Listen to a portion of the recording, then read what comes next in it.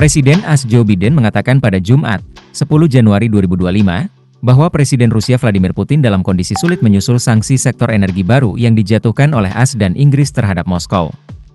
Sanksi tersebut menargetkan perusahaan minyak besar Rusia Gazpromneft dan Surgutneftgaz, yang bersama-sama memproduksi lebih dari 1 juta barel minyak setiap hari, senilai sekitar 23 miliar dolar atau 375 triliun rupiah per tahun dengan harga saat ini, menurut pejabat Inggris. Pendapatan kedua perusahaan tersebut secara langsung berkontribusi pada upaya perang Rusia di Ukraina, menurut laporan pejabat London.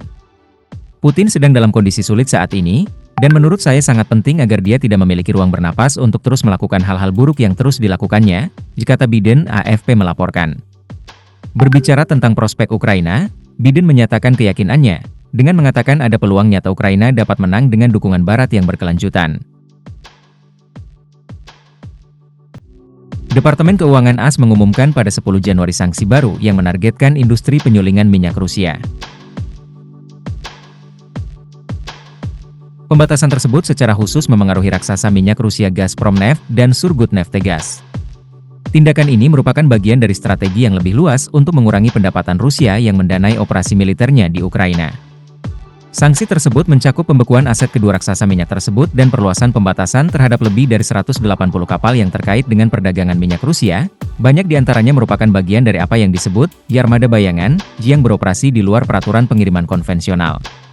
Selain Gazpromneft dan Surgutneftgaz, sanksi tersebut juga menargetkan lebih dari 30 perusahaan jasa minyak Rusia lainnya. Swiss siapkan pertemuan Trump dan Putin. Nicolas Bideau, juru bicara Kementerian Luar Negeri Swiss, mengatakan negaranya siap menyelenggarakan pertemuan tingkat pemimpin antara Presiden terpilih AS Donald Trump dan Vladimir Putin, jika kedua pihak menyatakan minatnya.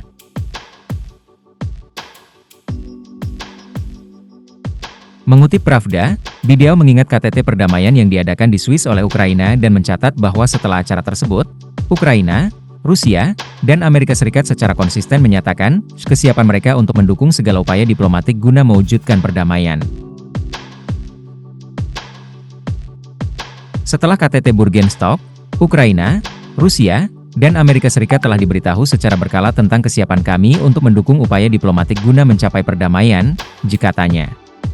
Bideau menekankan bahwa surat perintah penangkapan terhadap pemimpin Kremlin yang dikeluarkan oleh Pengadilan Kriminal Internasional tidak akan menjadi hambatan bagi kemungkinan kunjungannya ke Swiss.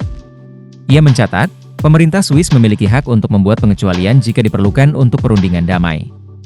Sementara itu, Presiden Volodymyr Zelensky mengindikasikan bahwa diskusi pertama untuk mengakhiri perang Rusia-Ukraina akan dilakukan dengan Presiden terpilih AS Donald Trump dan pembicaraan potensial dengan pemimpin Kremlin Vladimir Putin mungkin baru akan dilakukan setelahnya.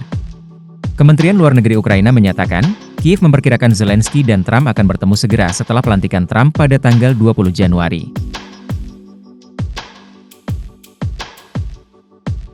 Di sisi lain pada 10 Januari, John Kirby, Koordinator Dewan Keamanan Nasional untuk Komunikasi Strategis di Gedung Putih, mengatakan baik Rusia maupun Ukraina tidak siap untuk berunding guna mengakhiri perang.